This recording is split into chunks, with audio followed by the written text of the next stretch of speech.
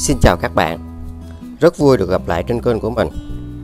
Có một phương pháp trồng hoa lan rất đơn giản để giúp cho những cây hoa lan của chúng ta luôn có được những bông hoa đẹp hơn, phát triển được những chiếc rễ rất khỏe mạnh. Và hơn hết, chúng ta có thể thay thế cho chất trồng truyền thống. Và điều này hoàn toàn tuyệt vời. Các bạn sẽ có được những chậu hoa phong lan phát triển rất khỏe mạnh. Và trên kênh mình đã có chia sẻ rất nhiều cách, các bạn có thể xem thêm. Và cách làm này nó sẽ giúp cho những cành hoa được phát triển nhanh hơn. Những bông hoa lan sẽ nở rộ và lâu tàn hơn. Một phương pháp trồng tuyệt vời. Các bạn hãy sử dụng gạo, nó có chứa rất nhiều dưỡng chất rất tốt cho hoa lan và những cây trồng khác. Hãy dùng 3 thìa.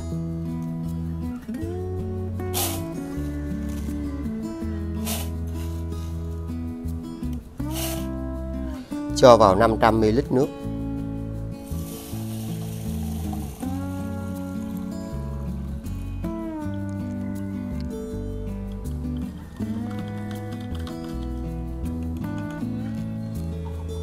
Và chúng ta sẽ để sau 2 giờ. Các bạn sử dụng thêm cà phê. Cà phê có tính kháng khuẩn tự nhiên và đây là dưỡng chất an toàn và bền vững cho hoa lan phát triển. Hãy dùng 1 thìa. Cho vào 500 ml nước đun sôi.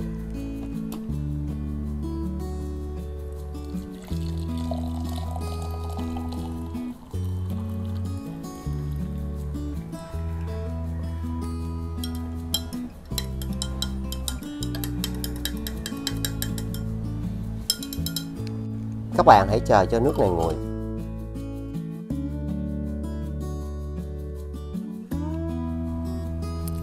Để trồng theo cách này, đầu tiên các bạn cần phải bỏ hết chất trồng cũ. Vì đây là chất trồng trong môi trường công nghiệp. Hoặc nếu những cây hoa lan các bạn đã trồng ở nhà thì chúng ta vẫn phải làm điều này.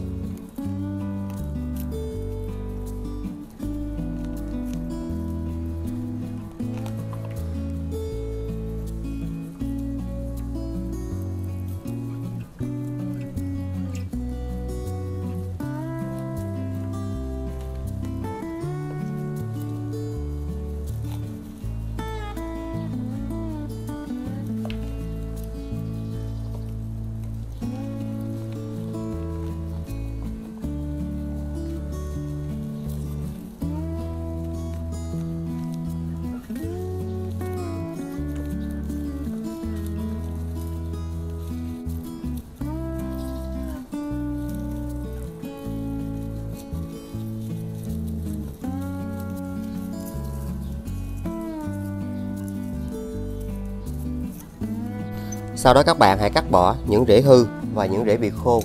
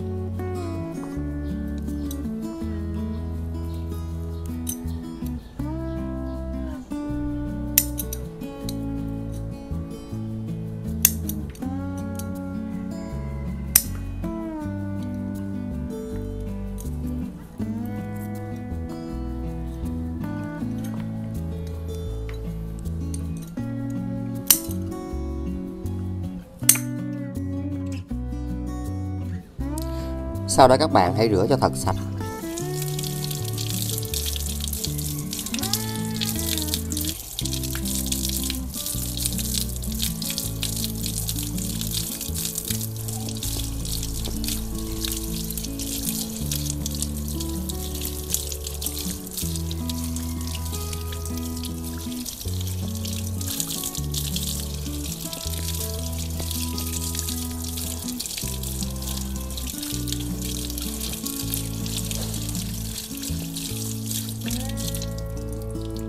Sau đó các bạn sẽ lau lại những chiếc lá này cho thật khô.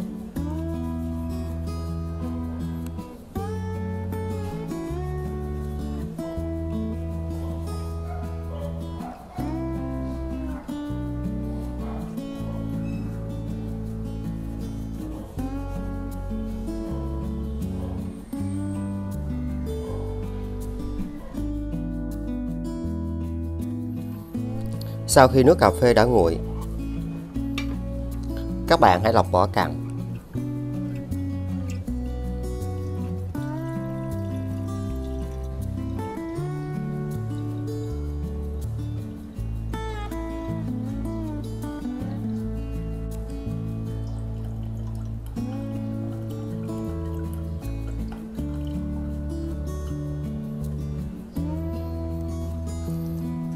Sau đó các bạn sẽ khuấy đều gạo lên.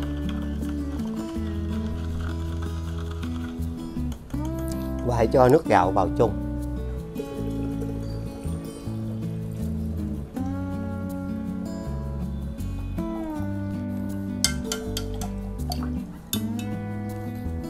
Các bạn sử dụng bông mềm.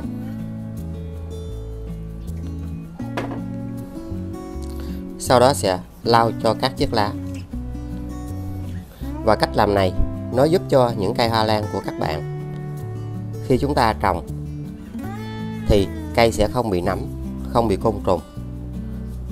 Và cũng là cách để giúp cho những cây hoa lan rất yếu nó sẽ được hồi sinh, phục hồi khỏe mạnh hơn.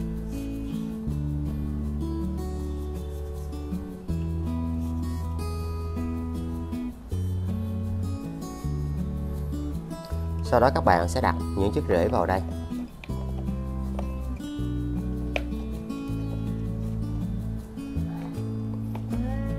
Và chúng ta hãy cho nước này vào.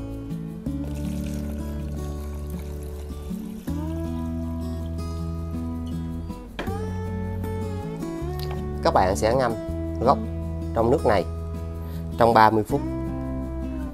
Nó sẽ giúp cho cây hoa lan này được hồi sinh rất nhanh.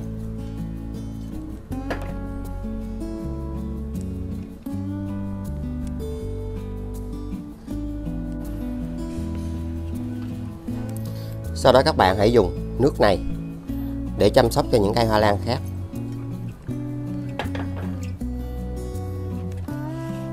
Và nó giúp cho những cây hoa lan của các bạn luôn được xanh tốt. Cây phát triển khỏe mạnh. Và chúng ta có thể dùng cách làm này mỗi tháng từ 1 đến 2 lần.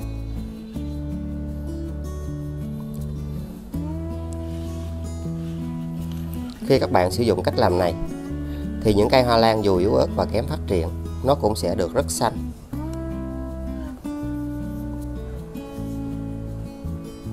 Và cũng là cách để loại bỏ bụi bẩn trên hoa lan rất hiệu quả.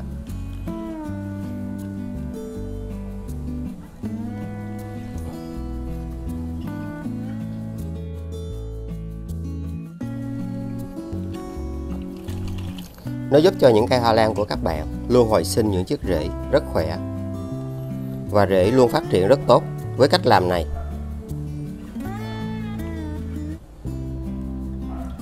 Hoa lan sẽ được xanh hơn, khỏe hơn.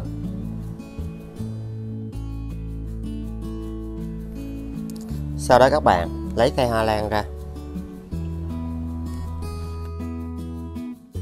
Và chúng ta hãy để cây ở nơi mát trong 1 ngày.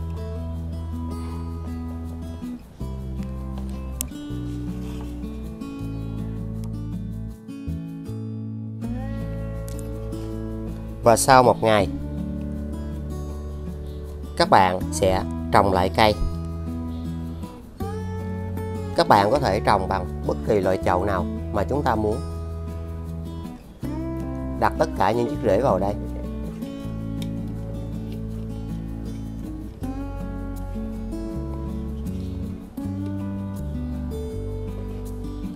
Sau đó hãy cho nước vào.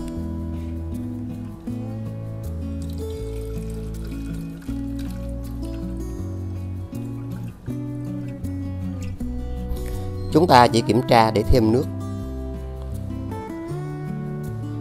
Và nếu như có những chiếc rễ bị hư, hãy cắt bỏ và thay nước. Cách làm này sẽ giúp cho cây hồi sinh và phát triển rễ rất nhanh.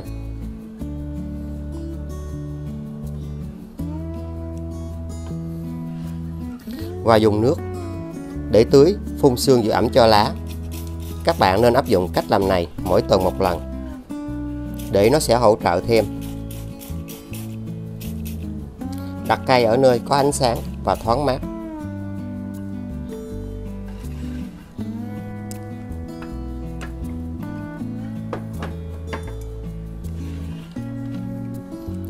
Với cách làm này, các bạn có thể trồng những loài hoa lan khác nhau. Nó cũng sẽ phát triển rễ rất tốt. Và những cây hoa lan rất yếu, nó vẫn mọc được những chiếc rễ rất khỏe mạnh. Một trong những cách trồng hoa lan mà chúng ta sẽ giúp cho cây luôn có được bộ rễ khỏe.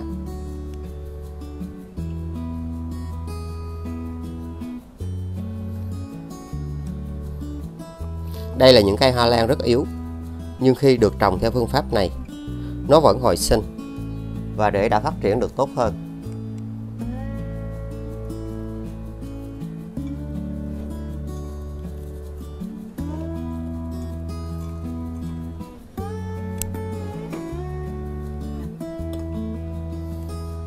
Và đây cũng là một cách trồng này.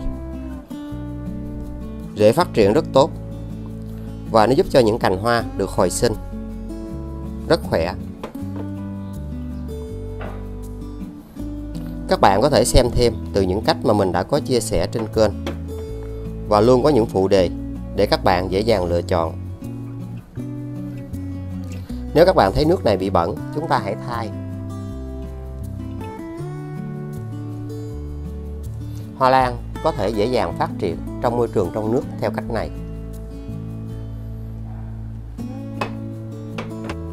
Hoa lan của chúng ta sẽ luôn xanh tốt và rất khỏe mạnh với cách trồng này. Rễ phát triển được rất nhanh. Các bạn sẽ tiết kiệm được thời gian cho những cây hoa lan yếu và kém phát triển theo cách này. Và đây là những cây hoa lan rất yếu. Khi chúng ta thực hiện cách làm này, những bông hoa vẫn phát triển và vẫn nở hoa một cách rất tuyệt vời.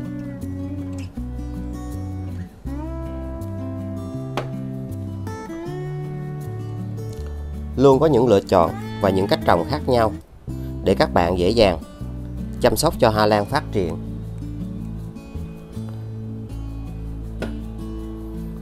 Trên kênh mình có thêm nhiều phụ đề để các bạn dễ dàng lựa chọn, và chúng ta sẽ có được những cây hoa lan phát triển theo cách này.